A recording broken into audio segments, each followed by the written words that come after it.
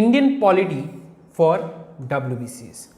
ডাব্লিউবিসিএসের জন্য পলিটি পড়তে গিয়ে সবাই খুব ঘাবড়ে যায়, কারণ প্রিলিমস তো যা হোক তা হোক করে উপর পড়ে উতরে যাওয়া যায়, বাট মেইনসের জন্য পলিটি পড়তে গেলে পরে অনেকটা সমস্যার সম্মুখীন হতে হয়। কেন হতে হয়? তার কারণ হচ্ছে পলিটির জন্য মেইনস লেভেলে পড়ার মতো একটাই বই আছে, যেটার নাম হচ্ছে লক্ষ্মীকান্ত। এবং এই বইটা সবচেয়ে বড় কথা হচ্ছে প্রচণ্ড ভাস্ট, বড় এবং ভেরি ডিফিকাল্ট টু আন্ডারস্ট্যান্ড। তার জন্য ইন্ডিয়ান পলিটি ফর ডাব্লিউবিসিএসে আমরা অনেক সহজে জিনিসটা দেখার চেষ্টা করব। ওকে, তো ইন্ডিয়ান পলিটি আমরা ডাব্লিউবিসিএসের জন্য পড়বই বা কেন?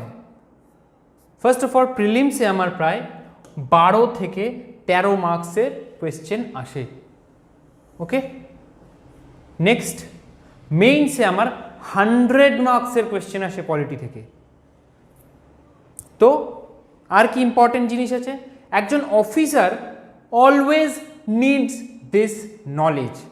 যদি একজন ডাব্লিউবিসিএস অফিসার হতে হয়, তাকে আমাদের কনস্টিটিউশনের নলেজ থাকতেই হবে। যদি তাকে সব জায়গায় সব সিচুয়েশন হ্যান্ডেল করতে হয়, অর্থাৎ লিগালি সে কী করতে পারে কি করতে পারে না, সেই জিনিসগুলো জানার জন্য কিন্তু polity is very very important. Okay, types of cruelty questions. Polity থেকে কীরকম কীরকম কোয়েশ্চেন আসতে পারে? একটা হতে পারে ফিলোসফিক্যাল কোয়েশ্চেন, ঠিক আছে? ফ্রিডমের মানে কি, লিবার্টির মানে কি, কেন এটা হয়, এই যে ফিলোসফিক্যাল পার্টটা, এটা হাইলি সাবজেক্টিভ, ঠিক আছে? যেমন কি হতে পারে না হতে পারে, এটা এরকম না হয়ে এরকম হলে কি হতো, এরকম টাইপের ফিলোসফিক্যাল কোয়েশ্চেন হতে পারে। আর কি হতে পারে? একদম স্ট্রেট ফরওয়ার্ড কোয়েশ্চেন, যেমন strictly based on the rules of constitution. আমাদের যে ডাব্লিউবিসিএস এর প্রিলিমস বা মেইনসে এই টাইপের কোয়েশ্চেন আসার চান্স সবচেয়ে বেশি। কনস্টিটিউশন থেকে ডাইরেক্ট তুলে তুলে যে কোয়েশ্চেনগুলো দেয়, সেগুলো আসার চান্স সবচেয়ে বেশি। এবং এই পার্টে আমরা যতটুকু যা পড়ব, সেখান থেকে আমার মোটামুটি 80 to 85% কোয়েশ্চেন কভার হয়ে যাবে। এই পার্ট থেকে প্রিলিমসে অলমোস্ট নেগলিজেবল কোয়েশ্চেন আসেই না। মেইনসে গিয়ে 10-12টা 15টা কোয়েশ্চেন কিন্তু আসলেও আসতে পারে। ওকে, এই ফিলোসফিক্যাল কোয়েশ্চেনগুলো বেসড অন পার্সপেক্টিভ। ওকে, তো ইন্ডিয়ান পার্সপেক্টিভে কোনটা ঠিক, সেই অনুযায়ী এইসব ফিলোসফিক্যাল কোয়েশ্চেনগুলোর আমাদের অ্যান্সার দিতে হবে। What is secularism, what is freedom, what is liberty, ইন্ডিয়ার পার্সপেক্টিভে, ইন্ডিয়াতে জিনিসটাকে কীভাবে দেখা হয়, সেই পার্সপেক্টিভে আমাদেরকে অ্যান্সার করতে হয়।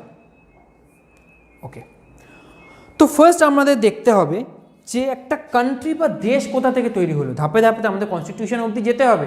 তো কনস্টিটিউশন তৈরি হওয়ার আগে আমাদের ফার্স্ট যেটা কোয়েশ্চেন আসবে, কান্ট্রি কি, দেশ কি, তারপর তো দেশ চালানোর নিয়ম কানুন। তো প্রথমে আমাকে দেখতে হবে what is a country. A country is কি?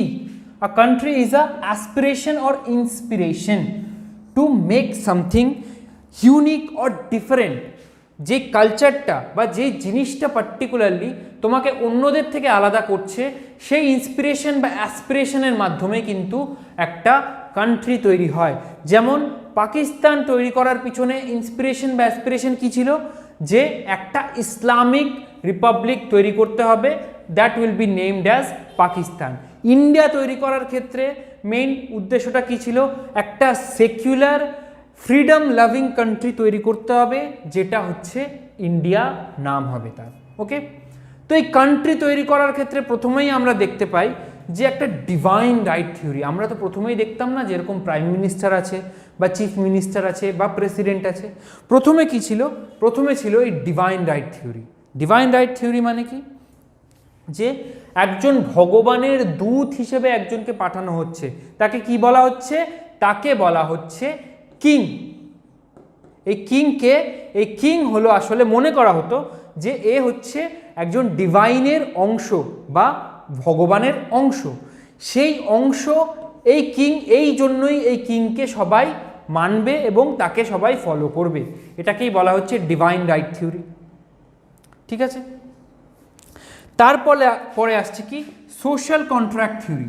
দেখো সবাই একসাথে মিলে তো একটা জিনিস চালনা করতে পারবে না। এমন নয় যে বাড়িতে সবাই একসাথে মিলে একই কাজ করে, তা তো নয়, আমরা সবাই কাজ ভাগ করে নিই। তো সেরকম দেশ চালনা করার কাজটা আমরা প্রথমে হয়তো আমরা যেমন ছিলাম, আদিম মানুষ ছিলাম এক সময়, তো আদিম মানুষের মধ্যে কোনো সোসাইটি বা কালচার ছিল না। ধীরে ধীরে আমরা রিয়েলাইজ করলাম কি, যে আমরা যদি একত্রিত হয়ে সংঘবদ্ধভাবে থাকি তাহলে আমরা অনেক বেশি প্রোটেক্টেড থাকতে পারবো বা নিজেদেরকে আমরা প্রোটেকশান দিতে পারবো। এর বেসিসে বোধহয় কোনো এক সময় গিয়ে একটা কন্ট্রাক্ট তৈরি করা হলো যে আমরা সবাই একত্রে থাকবো, এবং একত্রে থাকলেই তো হলো না, এক একজন এক একটা কথা বলবে। তাহলে সেই প্রবলেমটা দূর করার জন্য কি হলো, ওই যে একত্রিত করা হলো তার মধ্যে থেকে সবচেয়ে যে বুদ্ধিমান থাকবে তাকে বানানো হলো কি লিডার। ওকে, এই যে লিডার তৈরি হলো, আমরা to come out of state of nature, আমরা স্টেট অফ নেচার থেকে বেরিয়ে আসলাম এবং আমরা সংঘবদ্ধ হলাম। এই লিডারকে কি হলো, বাকি সব মানুষরা নিজেদের পাওয়ার ট্রান্সফার করলো, অর্থাৎ তুমি যে ডিসিশনটা নেবে সেই ডিসিশনটাই ঠিক, ঠিক আছে। এর বেসিসে একটা কন্ট্রাক্ট হলো এবং সেটাই ধীরে ধীরে ইভলভ হতে হতে কিন্তু এখনকার দিনের কনস্টিটিউশন বা একটা সিস্টেম অফ ল এসে দাঁড়িয়েছে। ওকে, তো আমাদের কনস্টিটিউশনই বা কেন দরকার? Why constitution is needed? Constitution মানে কি, একটা বেসিক ল। এই বেসিক লটা আমাদের লাগেই বা কেন, কি দরকার? তার কারণটা হচ্ছে একটা ডেফিনিট পাওয়ার দেয়, যে কার কি ক্ষমতা আছে সেটা কি বলছে এই কনস্টিটিউশন কিন্তু বলে দিচ্ছে, যে কার কি ক্ষমতা আছে না আছে। ওকে, নেক্সট এক্সিকিউটিভ, লেজিসলেটিভ এবং জুডিশিয়ারি, অর্থাৎ তিনটে মেইন ধাপে ভাগ করে দিচ্ছে, যে কেউ একজন আইন বানাবে, কেউ একজন সেই আইনগুলোকে চালনা করবে এবং সেই আইনে কোনো ভুলভ্রান্তি থাকলে বা সেই আইন অনুযায়ী কাউকে শাস্তি দেওয়ার জন্য থাকবে আরেকটা পার্ট। এটাকে কি বলা হয়, এক্সিকিউটিভ, লেজিসলেটিভ এবং জুডিশিয়ারি। এটাকে বলা হয় 3 পিলার অফ এনি গভর্নমেন্ট। ওকে, তারপরে কি জন্য কনস্টিটিউশন লাগে, যে কোনটা পাবলিক ডোমেইন এবং কোনটা প্রাইভেট ডোমেইন। যেমন আমরা যে কোনো সড়ক পথের উপর দিয়ে নিজেরা হেঁটে যেতেই পারি। এবার ধরো কারোর নিজের বাড়ির চারপাশ দিয়ে সে নিজের বাড়ির পাঁচিলের ভেতরে একটা রাস্তা তৈরি করেছে, তুমি সেই লোকটাকে চেনো না, জানো না, তার সাথে তোমার কোনো সম্পর্ক নেই, তুমি কি বলতে পারবে যে তার বাড়িতে ঢুকে তার বাড়ির চারপাশ দিয়ে এই গোল গোল যে রাস্তাটা বানিয়েছে সেখানে কি ঘুরবে? না, পারবে না। তার কারণ হচ্ছে আমাদের কনস্টিটিউশন কিন্তু ডিফাইন করে দিচ্ছে পাবলিক ডোমেইন কি, প্রাইভেট ডোমেইন কি। হ্যাঁ, এই সেই লোকটা যার প্রাইভেট বাড়িটা সে যদি অ্যালাউ করে তাহলেই তুমি যেতে পারবে, কিন্তু রাস্তায় যেতে গেলে কি তার অ্যালাউ লাগবে বা সে অ্যালাউ করবে সেই অবধি আমাদেরকে দায়ী থাকতে হবে? না, সরকারের তৈরি করা যে কোনো রাস্তা হচ্ছে পাবলিক রাস্তা, তো সেখানে আমরা বিন্দাস যাতায়াত করতে পারি। আর কি, দেখো আমরা যখন নিজেদের পাওয়ার একটা কোনো গভর্নমেন্টের হাতে বা স্টেটের হাতে ট্রান্সফার করে দিচ্ছি, এই স্টেট মানে কিন্তু রাজ্য নয়, এই স্টেট মানে হচ্ছে রাষ্ট্র। তো রাষ্ট্রের হাতে আমরা আমাদের ক্ষমতা বা কোনো লিডারের হাতে আমরা আমাদের ক্ষমতা ট্রান্সফার করে দিচ্ছি, তো একত্রে ধরে রাখো 1 লাখ, 10 লাখ বা 1 কোটি লোকের ক্ষমতা যখন একটা মানুষের মধ্যে ট্রান্সফার করা হচ্ছে, তখন সেই যে লোকটা যার উপর ট্রান্সফার করা হচ্ছে সে কিন্তু হয়ে যাচ্ছে ভেরি ভেরি পাওয়ারফুল, সে হয়ে যাচ্ছে এক্সট্রিমলি পাওয়ারফুল।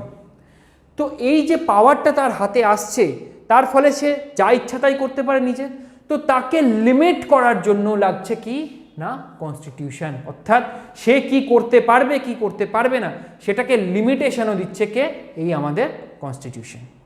আর কি করছে, এটা আমাদেরকে একটা বেসিক ফ্রেমওয়ার্ক প্রোভাইড করছে, একটা বেসিক লেভেলের ফ্রেমওয়ার্ক প্রোভাইড করছে যাতে সব কিছু একটা স্ট্রাকচারে বাঁধা থাকে। আরেকটা জিনিস হচ্ছে ডিপিএসপিও কিন্তু মডার্ন দিনের যে কনস্টিটিউশনগুলো তৈরি হয়েছে সেই কনস্টিটিউশনে আমরা ডিপিএসপির মতো একটা ফিচার দেখতে পাই, যেখানে কি বলা হচ্ছে যে আজকে আমাদের কাছে রিসোর্স অ্যাভেলেবেল নেই বলে আমরা অনেক কিছু করতে পারছি না, বাট এটা আমরা দেখতে পাচ্ছি যে এটা যদি আমাদের ভবিষ্যতে যদি করা হয় তাহলে খুব ভালো হয়। সেগুলো আমি ডিপিএসপির মাধ্যমে বলে দিচ্ছি পরবর্তীকালের জনগণকে বা পরবর্তীকালের পার্লামেন্টকে, যে তোমাদের হাতে যখন ক্ষমতা আসবে তোমরা কিন্তু এগুলোকে অ্যাপ্লাই করে এই জিনিসগুলোকে তৈরি করো। Okay, next constitutionism. What is constitutionism or function of constitution? Okay, কি হচ্ছে function? To provide a set of basic rules. What is it? Basic rules that allow for minimal coordination among the members of a society. ঠিক আছে। Minimal coordination লাগবে, যে সবাইকে একসাথে coordinate করেই চলতে হবে না, তার মধ্যে কি দিয়ে দেওয়া হচ্ছে, একটা বেসিক রুল দিয়ে দেওয়া হচ্ছে যে যার মাধ্যমে আমরা কোঅর্ডিনেট করতে পারি মেম্বারদের মধ্যে society. Next, to specify who has the power of decision in a society, অর্থাৎ সোসাইটির মধ্যে কার পাওয়ার আছে কি সে ডিসিশন নিতে পারে বিভিন্ন রকমের, সেটা আমরা ডিফাইন করে দিচ্ছি কনস্টিটিউশনের মাধ্যমে। It decides how the government will be constituted, অর্থাৎ গভর্নমেন্টকে কীভাবে তৈরি করা হবে সেটাও বলে দিচ্ছে।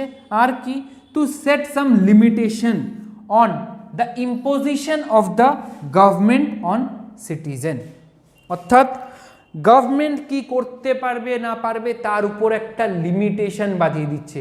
দেখো কনস্টিটিউশনের কিন্তু এটা মেইন কাজ, কি লিমিট দ্য গভর্নমেন্ট। কেন গভর্নমেন্টকে লিমিট করছে, তার মেন কারণ হচ্ছে government is very very powerful. কেন না আমরা আমাদের পাওয়ার গভর্নমেন্টের হাতে ট্রান্সফার করে দিচ্ছি বা আমাদের লিডারদের হাতে ট্রান্সফার করে দিচ্ছি, তো গভর্নমেন্ট হয়ে যাচ্ছে ভেরি ভেরি পাওয়ারফুল। ঠিক আছে, নেক্সট, এবার যে গভর্নমেন্ট বলছি এত সে করে, বা পাওয়ারফুল যে পার্টটা বলছি যারা আমাদেরকে কন্ট্রোল করছে, সেটা কীরকমভাবে হতে পারে, কি কি টাইপের হতে পারে। দেখো এরকম হতে পারে কি, মনার্কি মানে ওই যে একজন রাজা আছে, যে ডিভাইন রাইট থিওরি, যে রাজা হলো ভগবানের দূত এবং তিনি যা বলবেন সেগুলো অনুযায়ী আমাদেরকে চলতে হবে। নেক্সট, যদি একজনই পাওয়ারফুল হয় তখন সেটাকে বলা হবে কি, মনার্কি। যদি আ ফিউ মানে খুব লিমিটেড সংখ্যায়, খুব সামান্য লোকজন, ধরো 10 জন 12 জন 15 জন এর হাতেই পুরো ক্ষমতাটা ট্রান্সফার করা, দ্যাট ইজ কল্ড অ্যারিস্টোক্রেসি। ঠিক আছে, অ্যারিস্টোক্রেসি হচ্ছে সেটাকে বলে। নেক্সট আসছে অনেকের হাতে পাওয়ার ট্রান্সফার করা। এমন কিন্তু নয় যে সেন্ট্রাল গভর্নমেন্টের যে কজন মিনিস্টার আছে আমরা তাদের হাতেই পাওয়ার ট্রান্সফার করেছি, না। লোকসভার 550 জন মেম্বার আছে, আমরা তাদের হাতে পাওয়ার ট্রান্সফার করেছি। রাজ্যসভার 250 জন মেম্বার আছে, আমরা তাদের হাতে পাওয়ার ট্রান্সফার করেছি। বিধানসভায় বিধানসভার বিভিন্ন রকম কম্পোজিশন আছে, কত সংখ্যায়, সেই অনুযায়ী আমরা পাওয়ার ট্রান্সফার করেছি। অর্থাৎ অনেক লোকের হাতে ধাপে ধাপে আমরা পাওয়ার ট্রান্সফার করেছি, তো ইট ইজ কল্ড কি না, পলিটি। তো এই ওয়ার্ডটা কোথা থেকে আসছে আমরা এবার বুঝতে পারলাম যে পলিটি ওয়ার্ডটা কোথা থেকে আসছে। তো আমাদের টপিক অফ ডিসকাশন কি, পলিটি, বাট ইন্ডিয়ান পার্সপেক্টিভ, তাই আমরা পড়ি কি, ইন্ডিয়ান পলিটি। আচ্ছা, তো 3 রকমের আমি মোটামুটি একটা স্ট্রাকচার বললাম, টাইপ বললাম। হাউ মেনি রুলিং মানে কে কতজন মিলে রুল করছে তার বেসিসে। এবার কোনটা সবচেয়ে ভালো, মোনার্কি হতে পারে, অ্যারিস্টোক্রেসি হতে পারে, অর পলিটি। নর্মালি আমরা যেহেতু পলিটির সাথে ইনক্লুডেড বা পলিটি আমরা জানি বা দেখছি আশেপাশে, যে পার্লামেন্ট আছে, প্রেসিডেন্ট আছে, প্রাইম মিনিস্টার আছে, চিফ মিনিস্টার আছে, তাই আমরা ভাবি হয়তো পলিটি বেস্ট। বাট ডিসিশন মেকিংয়ের ক্ষেত্রে একটা জিনিস ভেবে দেখো, কতগুলো স্টেক হোল্ডার আছে বা কতজনকে ধাপে ধাপে ক্রস করে আমাদের সেই ডিসিশনটা আসছে, তো it is very very slow. Polity is very very slow, which is faster, monarchy is very very faster. Decision মেকিংয়ের ক্ষেত্রে monarchy is very very faster, তো কুইক ডিসিশন নেওয়া যেতে পারে, ঠিক আছে, কুইকলি যে কোনো কাজ করা যেতে পারে।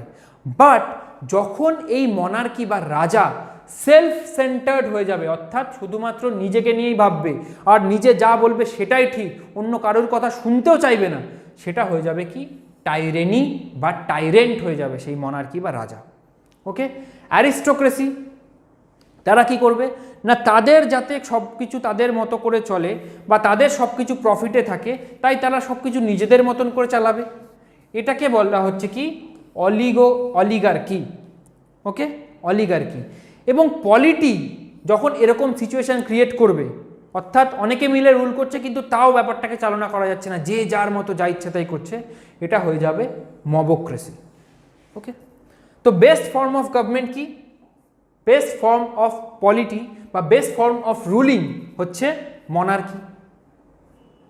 তো monarchy is the best, aristocracy তার থেকে একটু বাজে, polity is the worst. But polity থেকে মবক্রেসিতে কনভার্ট হওয়া ইজ কাইন্ড অফ ডিফিকাল্ট। ঠিক আছে, পলিটি থেকে মবক্রেসি হবে এটা অপেক্ষাকৃত লেস চান্সেস, বাট এই যে ফিউ থেকে অ্যারিস্টোক্রেসি হয়ে যাওয়া ইজ ভেরি ভেরি ইজি। একজন রাজা সে টাইরেন্ট হয়ে যাবে বা তার নিজের মতো করে সব কিছু চালাবে, এই মনার্কি থেকে very very easy. But polity থেকে মবক্রেসি হওয়া ইজ ভেরি ভেরি ডিফিকাল্ট। তো polity is not the best form to run a country, অর্থাৎ একটা দেশ চালনা করার জন্য পলিটি কিন্তু বেস্ট ফর্ম নয়, কিন্তু it is the most practicable form, অর্থাৎ প্র্যাকটিক্যালি এটা চালনা করলে প্রবলেম হওয়ার চান্সেস অপেক্ষাকৃত কম। হয়তো আমরা ডিসিশন কুইক নিতে পারছি না, কিন্তু ডিসিশন যেগুলো নেওয়া হচ্ছে সেগুলো বেশিরভাগ ক্ষেত্রেই ঠিক ডিসিশন নেওয়া হচ্ছে। Okay, now coming to what is a constitution. Constitution জিনিসটা কি? Constitution is the fundamental law of the land. Constitution মানে কিন্তু ল নয়, কনস্টিটিউশন ইজ ফান্ডামেন্টাল ল। যেই লয়ের উপর বেসিস করে বাদ বাকি যে আইন কানুন বা লগুলোকে তৈরি করা হয় সেটাকে বলা হয় হচ্ছে আমাদের কনস্টিটিউশন। এবার কোশ্চেন হচ্ছে কনস্টিটিউশন কে বানায়? Who makes the constitution? The constituent assembly. অর্থাৎ কনস্টিটিউশন তৈরি করা হয় কনস্টিটিউয়েন্ট অ্যাসেম্বলির মাধ্যমে, অর্থাৎ কনস্টিটিউয়েন্ট অ্যাসেম্বলি বসবে, তারা ডিবেট করবে, ডিসকাশন করবে, তারপরে গিয়ে তৈরি হবে আমাদের কনস্টিটিউশন। ইন্ডিয়াতে এই কনস্টিটিউয়েন্ট অ্যাসেম্বলি ফর্ম করা হয়েছিল based on cabinet mission plan. 1946-এ ব্রিটিশদের দ্বারা তৈরি করা একটা ক্যাবিনেট মিশন এসেছিল ইন্ডিয়াতে।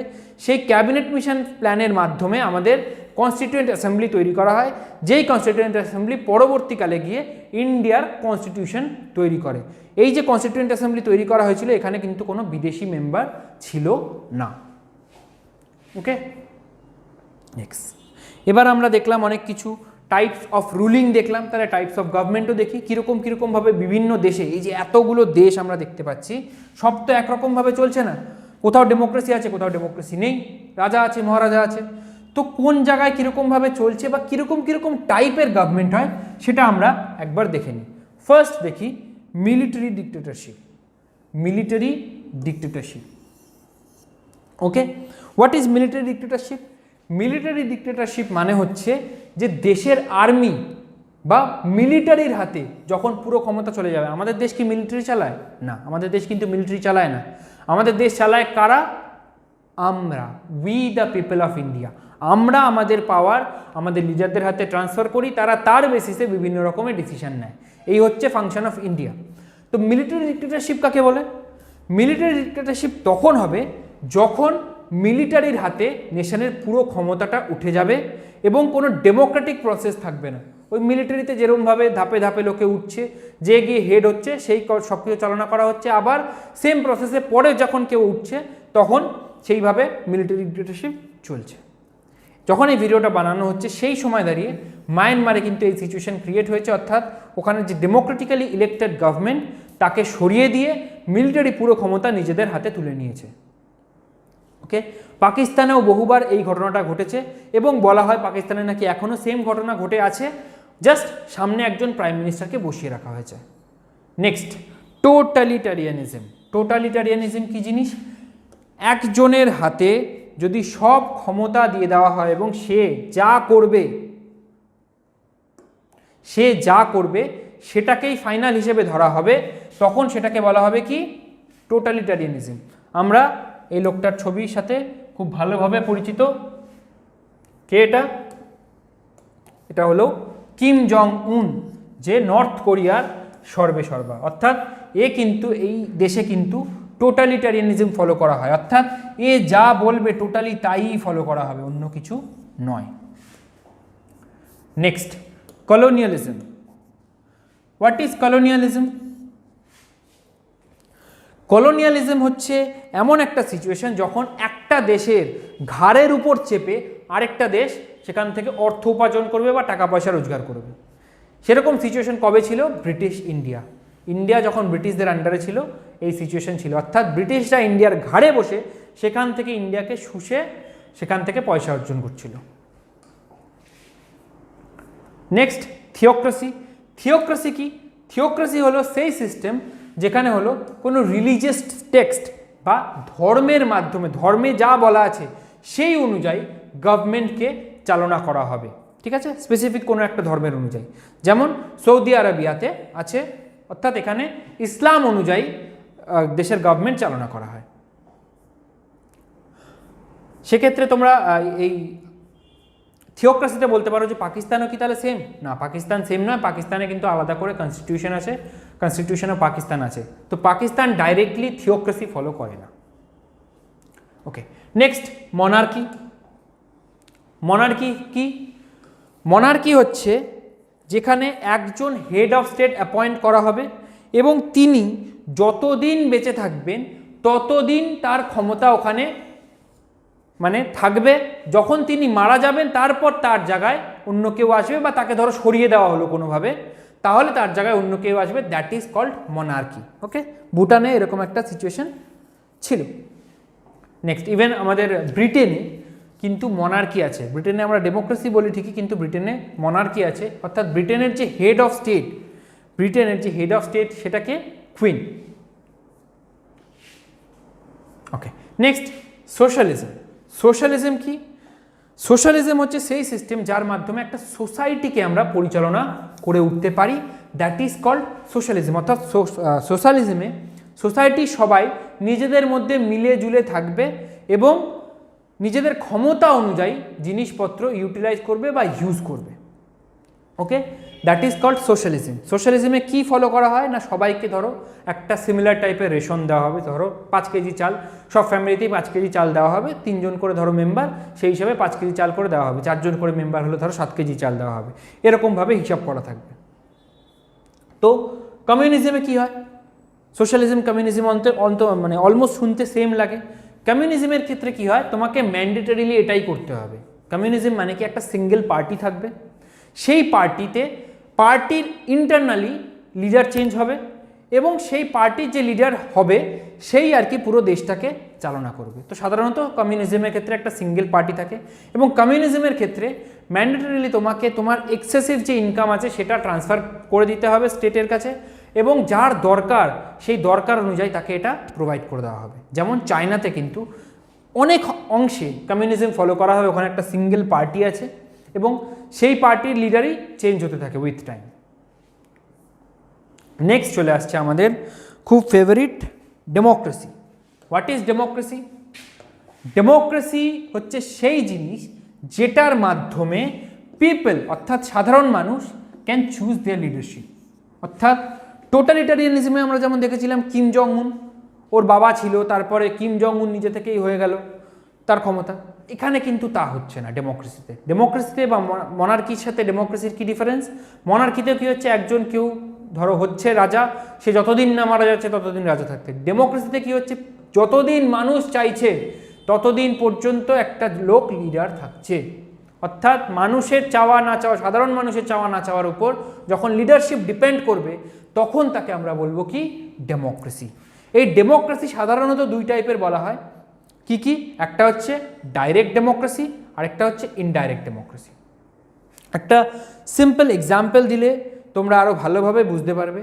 যেমন ধরো আমাদের যে বিভিন্ন রকম রাফাল ফাইটার জেটস কেনা হচ্ছে, বা ইন্ডিয়া ধরো কমনওয়েলথ গেমসে পার্টিসিপেট করবে কি করবে না, ইন্ডিয়া কমনওয়েলথ গেমসে পার্টিসিপেট করবে কি করবে না, এই একটা ঘটনার জন্য কি আমরা সাধারণ মানুষ কোনো রকম ডিসিশন দিয়েছি? না, আমরা কোনো ডিসিশন কিন্তু দিইনি। অর্থাৎ আমাদের হয়ে অন্য কেউ সেই ডিসিশনটা নিচ্ছে, আমরা সেই লিডারগুলোকে চুজ করে দিয়েছি, আমাদের হয়ে সেই লিডাররা ডিসিশনটা নিচ্ছে। এটাকে বলা হয় কি, ইনডাইরেক্ট ফর্ম অফ ডেমোক্রেসি। ওকে, এটাকে বলা হয় কি, indirect form of democracy. Direct democracy হলে কি হতো, কমনওয়েলথ গেমসে ইন্ডিয়া পার্টিসিপেট হবে কি হবে না, মানে পার্টিসিপেট করবে কি করবে না, সেই ডিসিশনটাও আমরা সাধারণ মানুষেরাই নিতাম, আমরা ভোট দিতাম, তার বেসিসে ডিসিশন হতো যে ইন্ডিয়া কমনওয়েলথ গেমসে পার্টিসিপেট করবে কি করবে না। ওকে, আরও একভাবে ডিভিশন করা যায় ডেমোক্রেসির, একটা হচ্ছে পার্লামেন্টারি ফর্ম অফ ডেমোক্রেসি, একটা হচ্ছে প্রেসিডেন্সিয়াল ফর্ম অফ ডেমোক্রেসি। ঠিক আছে, পার্লামেন্টারি ফর্ম অফ ডেমোক্রেসিতে কী হচ্ছে, আমরা আমাদের লেজিসলেটিভ চুজ করছি। দেখো, আমরা কিন্তু চুজ করছি না কে প্রেসিডেন্ট হবে বা কে প্রাইম মিনিস্টার হবে বা কে ফিনান্স মিনিস্টার হবে, সেই চুজ করার ক্ষমতা আমাদের হাতে নেই। আমরা শুধুমাত্র আমাদের কনস্টিটুয়েন্সিতে কাকে ভোট দেবো সেটা ডিসাইড করছি। এবার সেই লোকগুলো গিয়ে পার্লামেন্টে বসছে। ওকে, এবার এই পার্লামেন্টে যেই লোকগুলোকে আমরা পাঠাচ্ছি তাদের মধ্যে থেকে দেখা হচ্ছে যে কে মেজরিটিতে আছে, অর্থাৎ লোকসভাতে 550টা সিটের মধ্যে কে হাফের বেশি সিট কে পাচ্ছে। ঠিক আছে, হাফের বেশি সিট যে পাবে সে গড়বে আমাদের গভর্নমেন্ট, তার মধ্যে থেকে একজন হবে কে আমাদের প্রাইম মিনিস্টার বা ফাইন্যান্স মিনিস্টার বা অন্য কোনো রেলওয়েজ মিনিস্টার বা what ever. That is parliamentary form of democracy. What is presidential form of democracy? Parliamentary form of democracy আমরা দেখতে পাই কোথায়? ইন্ডিয়াতে। ইউএসের ক্ষেত্রে আমরা কি দেখি? একজন প্রেসিডেন্ট লড়াই করছে, সব মানুষ তাকেই ভোট দেওয়ার জন্য যাচ্ছে, ঠিক আছে? তো প্রেসিডেন্ট পদটার জন্য হয়তো 3টে কি 4টে লোক দাঁড়াচ্ছে, ঠিক আছে? এবার এই প্রেসিডেন্ট ফর্মে যেই 4টে লোক দাঁড়াচ্ছে তাদেরকেই লোকে ভোট দিচ্ছে। ভোট দেওয়ার ফলে কেউ একজনই, ধরো সেকেন্ড জন যে আছে সে ধরো জিতে গেল, সে জেতার পরে সে ডিসাইড করবে তার আন্ডারে কে মিনিস্টার হবে। অর্থাৎ সাধারণ মানুষ শুধুমাত্র প্রেসিডেন্ট সিলেক্ট করছে, বাকিটা প্রেসিডেন্টের উপর। অর্থাৎ India follows indirect type of democracy and parliamentary form of democracy. Okay,